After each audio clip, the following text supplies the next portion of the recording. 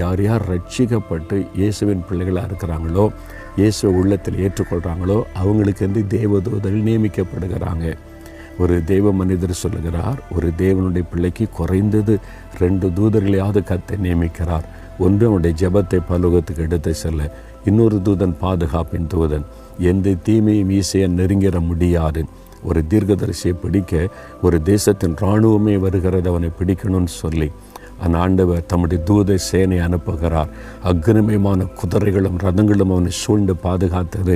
இதெல்லாம் பைபிளில் நம்ம வாசிக்கிறோம்ல. அப்போ அதே ஆண்டவர் உங்களுக்காக தன் தூதர்களுக்கு கட்டளையிட்டு இருக்கிறார். நீங்கள் பிரயாணப்படும் போது போகிற வருகிற இடம் எல்லாத்துலேயும் தேவதூதர்கள் பாதுகாப்பாங்க. உங்களுடைய குழந்தைகள் ஸ்கூலுக்கு போகிறாங்க வர்றாங்க, எத்தனையோ ஆபத்துகள் இல்லை. நீங்கள் அதை விசுவாசத்தை ஜெபித்தீங்கன்னா அந்த பாதுகாப்பு எப்போதும் கூட இருக்கும்.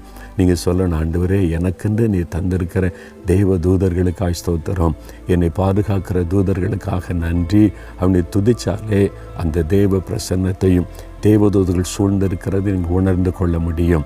ஆண்டவரை துதிக்கிறீங்களா? தகப்பனே, உம்முடைய பிள்ளையாக என்னை வச்சிருக்கிறீங்க, ஸ்தோத்திரம். உம்முடைய கிருபையினால் என்னை ரட்சித்தீங்க, ஸ்தோத்திரம். எனக்காக உம்முடைய தூதர்களை நியமித்து வச்சிருக்கிறீங்களே, என்னை சூழ பாளையம் இறங்கி பாதுகாக்க நீ தந்திருக்கிற நல்ல தேவ தூதர்களுக்காக உமக்கு ஸ்தோத்திரம் அப்பா.